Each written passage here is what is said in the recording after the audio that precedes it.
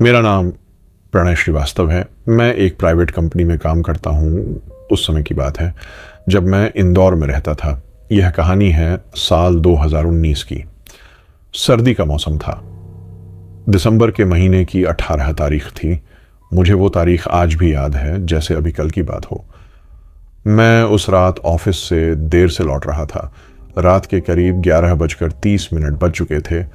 Office में एक emergency meeting हो गई थी। सब लोग चले गए थे। सिर्फ मैं और मेरा टीम लीडर राकेश रुक गया था। काम ख़त्म करके जब मैं बाहर निकला तो मुझे लगा सड़कें बिल्कुल सूनी थी। कोई गाड़ी नहीं, कोई राहगीर नहीं। ऐसा लग रहा था मानो शहर में कोई जान नहीं। मैंने अपनी स्विफ्ट डिज़ायर स्टार्ट की। साइड का शीशा एडजस्ट किया, हाथों को रगड़ा क्योंकि ठंड काफ़ी थी। इंदौर में दिसंबर में अक्सर सर्दी बहुत पड़ती है, लेकिन उस रात सर्दी कुछ अलग थी। वो हड्डियों में उतरने वाली सर्दी थी। मैंने रेडियो लगाया। 92.7 FM पर कुछ पुराना गाना बज रहा था। आंखों में तेरा ही चेहरा गाना बज रहा था, मगर मेरा ध्यान उस पर नहीं था। मेरा ध्यान सड़क पर था, और सड़क पर था कुछ अजीब। जब मैं विजयनगर के पास पहुंचा तभी मैंने उसे देखा। एक लड़की। वो सड़क के किनारे खड़ी थी। उसका चेहरा नीचे झुका हुआ था। लंबे बाल, काले घने बाल उसके चेहरे को ढके हुए थे। वो गहरे नीले रंग की जीन्स पहने थी और ऊपर एक सफेद हुडी। हुडी बहुत पुरानी लग रही थी, मैला फटा हुआ सा कपड़ा। उसने हाथ बढ़ाकर मुझे रोका। मैंने धीरे से ब्रेक मारी। गाड़ी एकदम उसके सामने कुछ दूरी पर रुकी। मैंने अंदर से सोचा, इतनी रात को यहां अकेली लड़की। मेरे मन में सहानुभूति आई। शायद कोई लड़की अपने घर नहीं पहुंच पा रही, या उसकी गाड़ी खराब हो गई है। मैंने शीशा थोड़ा नीचे किया। क्या हुआ, मैंने पूछा। लड़की ने सिर नहीं उठाया। सर, मुझे न्यू पलाशियां जाना है। मेरी बस छूट गई थी। मैं बहुत देर से आई। उसकी आवाज़ बहुत धीमी थी, लगभग फुसफुसाहट सी, पर आवाज़ में एक अजीब सी सच्चाई थी, जैसे वो सच में डरी हुई हो। न्यू पलाशिया? मैंने कहा, वो तो यहाँ से बहुत दूर है। तुम इतनी रात को अकेली कैसे? मैंने थोड़ी मोहब्बत से पूछा, क्योंकि मैं उसे डराना नहीं चाहता था। वो चुप रही, फिर धीरे से बोली, मुझे कोई पिकअप कर देगा सोचा, पर कोई नहीं रुका। प्लीज सर, मुझे छोड़ दीजिए। मैं अकेली हूं, बहुत डर लग रहा है। मैंने उसकी तरफ देखा। उसने अभी भी सिर नहीं उठाया था, सिर्फ हाथ जोड़े हुए थी। उसके हाथ बहुत पतले थे, बिल्कुल कांप रहे थे ठंड से। मेरा दिल पसीज गया। चढ़ जाओ, मैंने कहा। मैं छोड़ देता हूं, पर पीछे बैठना। उसने सिर हिलाया, फिर धीरे धीरे चलकर पीछे का दरवाजा खोला। गाड़ी के अंदर जैसे ही वो बैठी, टुक टुक टुक आवाज आई, जैसे कोई गीली छड़ी से गाड़ी के ऊपर मार रहा हो।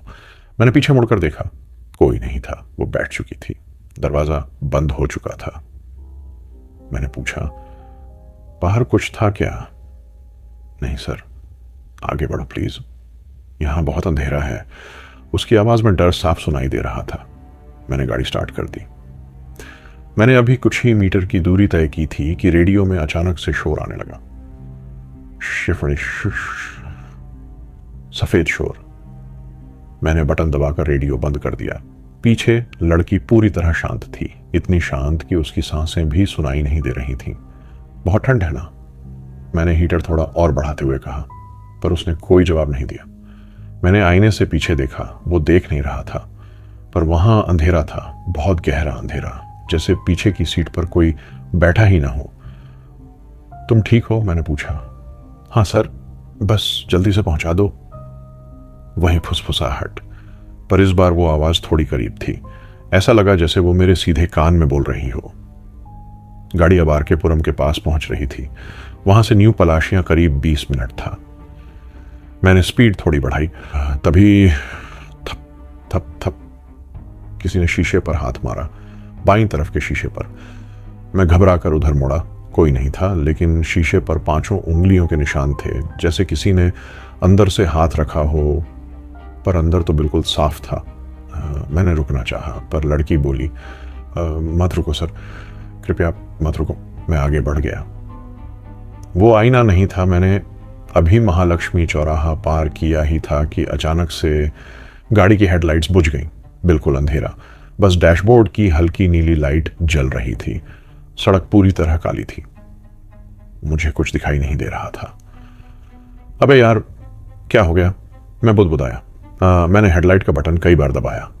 ऑफ ऑन ऑफ ऑन, कुछ नहीं हुआ। होर्डिंग पर पड़ती किसी दूर दुकान की रोशनी से सड़क धुंधली दिख रही थी। मैंने गाड़ी धीमी कर दी, हैजर्ड लाइट ऑन की। सर, अंधेरा क्यों है? लड़की ने पूछा। उसकी आवाज में एक अजीब सी जिज्ञासा थी, डर नहीं। हेडलाइट खराब है, मैंने कहा। मैं थोड़ा साइड में रोकता हूं। मैंने गाड़ी को सड़क के किनारे खींचा, फोन की टॉर्च जलाई, बाहर निकला, बोनट खोला, फ्यूज चेक किया। सब सही था। बत्तियां क्यों नहीं आ रही थी? तभी मेरी नजर पीछे के दरवाजे पर पड़ी। वह दरवाजा थोड़ा खुला हुआ था, जैसे किसी ने बंद ही नहीं किया हो। मैंने अंदर झांका। लड़की अब भी वहीं बैठी थी, उसी पोजीशन में, सिर झुका, हाथ गोद में। तुमने दरवाजा ठीक से बंद नहीं किया था? मैंने पूछा। मैंने बंद किया था सर, उसने फिर से उसी धीमी फुसफुसाती आवाज में कहा। मैंने दरवाजा जोर से बंद किया और फिर से अंदर बैठ गया। हम रुके क्या थोड़ी देर? मैंने पूछा। मैंने टोल फ्री डायल कर रखा है, हेल्प आ जाएगी। लड़की चुप थी, फिर अचानक उसने कहा, सर आप अंदर देखो कभी, आईने में। क्यों? मैंने पूछा। देखो ना एक बार। मैंने सोचा शायद वो डरी हुई है। मैंने आईना घुमाकर अपनी तरफ किया। वहां मेरा चेहरा नहीं था। मैं सन्न रह गया। आईने में बैठी थी वो लड़की, लेकिन पीछे की सीट पर नहीं, बल्कि ड्राइवर सीट पर, और उसके होंठ हिल रहे थे। वो कुछ कह रही थी, मगर आवाज नहीं आ रही थी। फुस फुस फुस, बस ये आवाज थी, जैसे कोई सांप फुंफकार रहा हो। मैं डर से चीख पड़ता, पर मेरी आवाज नहीं निकली। गला सूख गया था। मैंने एक बार फिर से आईने की तरफ देखा। अब वहां कुछ नहीं था, सिर्फ मैं था, बिल्कुल सामान्य।